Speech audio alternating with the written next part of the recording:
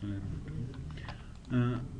که چیرته زه یو جمله ولرم مثلا کوم یو پاراګراف لیکلی چې انسټیټیوټ آف انفارمیشن ټیکنالوژي موږ تاسو ورډپیډ کې ویلي وو چې کله زه یو خط لیکم جمله شروع کوم که چیرته زه انټر وهم پاراګراف جدا کیږي یعنی دې ته بیا یو پاراګراف وایي لاندې چې بل لاین لیکم او د بل پاراګراف وایي او که چیرته انټر ونه وهم او همداسې مسلسل یې لیکم نو هر څومره چې ولیکل چې دې ته یو پاراګراف وایي یعنی دا له دې ځای نه تر دې ځای پورې د دې اول سر نه تر دې ځای پورې یو پاراګراف ده که چیرته زه انټر وهم بیا خط ولیکم دا به بل پاراګراف شي اوس خط ولیکم دا بل پاراګراف شو څو پاراګراف اوس لرو درې پاراګراف لرو پاراګراف کې بیا ضرور نه ده چې موږ پاراګراف ټول سلیکټ کړو کلم تغیرات پکې راوستل اوس مثلا زه دې کې تغیرات راولم صرف کلیک پکې کوم اوس کا الاینمنت چینج کوم الاینمنت به چینجېږي کور سره مثلا بولیټس ورکوم بولیټس ورکول کېږي دا ټول پاراګراف ده هر تغیرات چې راولم صرف پاراګراف کې به کرسر وي تغیرات پکې راځي نو دلته موږ تاسو انډنټ لرو دته انډنټ وایي ګوره انکریز انډنټ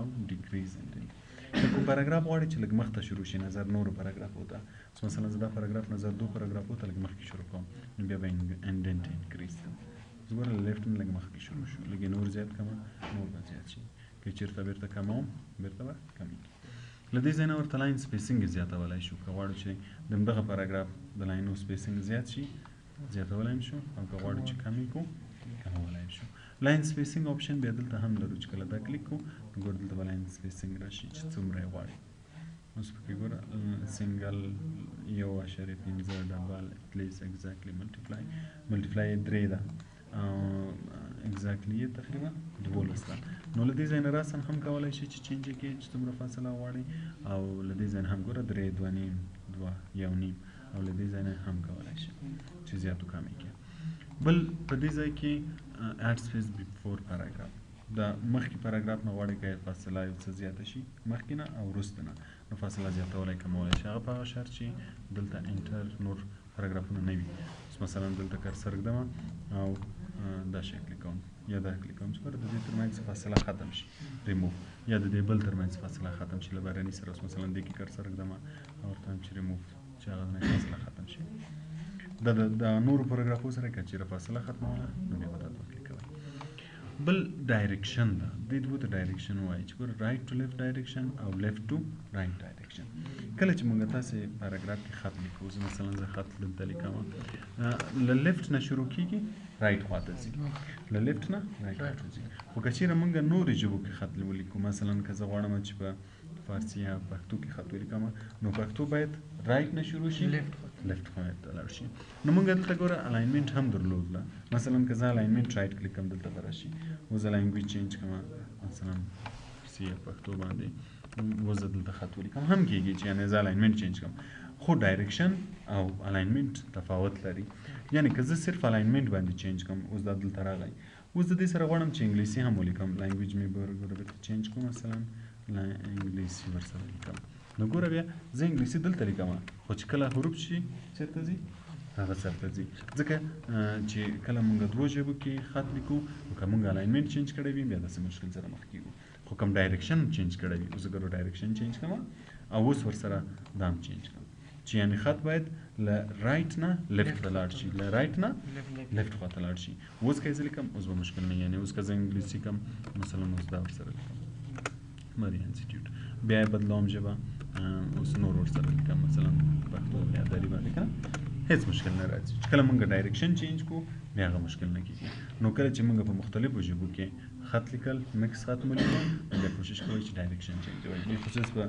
پښتو دري کې چې کله دري او پښتو مکس لیکئ له انګلیسي سره نو بیا ډایرکشن رایټ کوئ دې دوه ته ډایرکشن وایي که بیرته ډایرکشن رایټ کومه بیرته به له دې خوا نه شروع شي هغه خواته به ځي دې ځای نه ډایرکشن چینج کېږي بل دا که غواړې چې ټیبل ورکړي اوس مثلا که زه دا جمله سلیکټ کړم له دې ځای نه کولی شم چې چوکاټ غوندې ورکړم مثلا چار طرف ته چوکاټ ورکړم یا رایټ خواته یا لیفټ خواته یا ټاپ ته یا بوټم ته له هر طرف نه کولی شم چې لاین ورکړم ګوره دا لاینونه دي مثلا زه آل بارډر یا آوټساید بارډر ورکړم تر څو چار طرف بارډر له دې ځای نه رنګ ورکولی شو چې څه رقم رنګ ورکوي هر رنګ چې کلیک هماغه رنګ ورکولی شو په دې کې بعضې نور آپشنونه دي چې کله موږ دا کلیک راځي چې دا بیا وروسته وایي اوس فعلا یې ساده چې تصویر وشي بل سارت مطلب ترتیب کول یا منظم کول.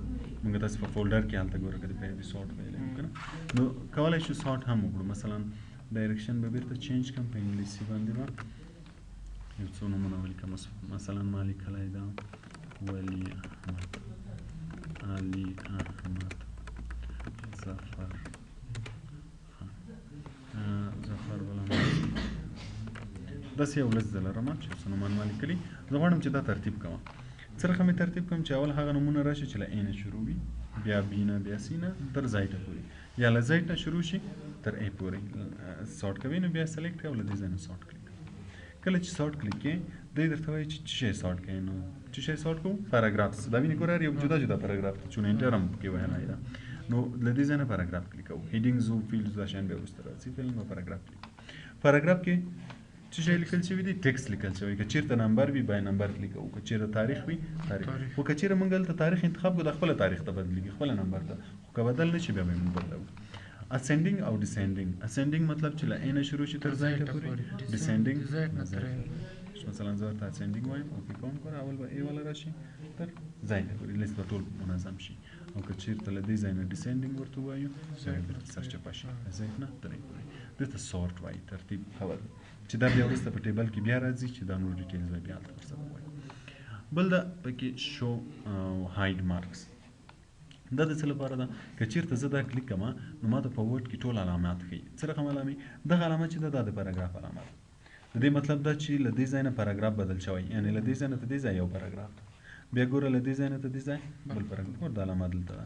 له دې ځای نه ته دې ځای بل پاراګراف، دا بل پاراګراف ده، دا بل ده، را ریورس سره چې دا علامه یې چون موږ له دې ځای نه انټر وهلی دا بل پاراګراف شوی. ته م انټر وهلی نو که کله غواړې چې درته معلوم شي چې کوم ځای کې پاراګراف شته، کوم ځای کې سپیس، دا سپیس ګوره په دې نقطې سره ښیي.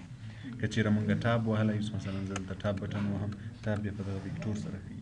نو موږ ته که چېرته دا کلیک کړو ټول علامات راښیي چې کوم ځای کې پاراګراف ده، کوم ځای کې سپیس ده، کوم ځای کې ټاب ده. دا علامات ټول راته ښیي. که یې کلیک کړو بېرته ورکېږي. بل د سټایلز. دغه ته سټایلز ویل کېږي. سټایلز کې ګوره موږ هیډینګ 2 او نارمل سټایل لرو. هیډینګ 1، هیډینګ 2، هیډینګ 3 او نارمل سټایل. دا سټایلونه په ورډ کې ډېر زیات مهم دي. دا په دوو وجو ډېر زیات مهم دي. یو وجه دا ده چې کله موږ تاسو یو راپور یو کتاب جوړوو نو موږ عناوینو ته باید هیډینګ ورکړو. کوم عناوین چې موږ غواړو چې په فهرست کې راشي. مثلا موږ یو کتاب جوړوو، بیا د کتاب فهرست جوړوو چې دا کتاب چې ما جوړ کړی کوم موضوع په کومه صفحه کې ده، کومه موضوع په کومه صفحه کې ده. نو په هغه وخت کې موږ تاسې باید هیډینګز ولرو. کومه موضوعات چې غواړو چې هغه کې راشي، فهرست کې راشي، موږ تاسې باید هیډینګز ورکړي وي. او بل سټایل. که چېرته مثلا موږ زه اوس یو کتاب جوړوم په هغه کې چې دا څه مضامین یا عنوانونه لرم دا غواړم چې ټول یو ډیزاین راشي. نو که چېرته زه له دې ځای نه ډیزاین ورکوم، مثلا زه هم چې لږ دې غټ وي، مثلا دغه رنګ دی ولري که نه، بولډ دی وي. اوس دا مې داسې کو بل عنوان بیا زه سلیکټوم، بیا له دې ځای نه سایز، رنګ دا شیان ورکوم. نو اوس ګوره د دې سایز څو ما ته اوس لا هم نه معلومېږي چې دا مې انتخاب کړی. زه بیا مجبور یم دا کلیک کوم، ګورم چې دې سایز څو 1000. نو بیا زه دا انتخاب کوم، له دې ځای نه 1000 انتخاب کوم. داسې که هر یوه ته زه له دې ځای نه جدا سټایل ورکوم هم وخت ډېر اخلي او هم سړی په تکلیف کېږي چې هره وار وګوري چې د هغه سایز څو، د دې سایز څو. نو په دې خاطر بیا موږ له هیډینګ نه استفاده کوو.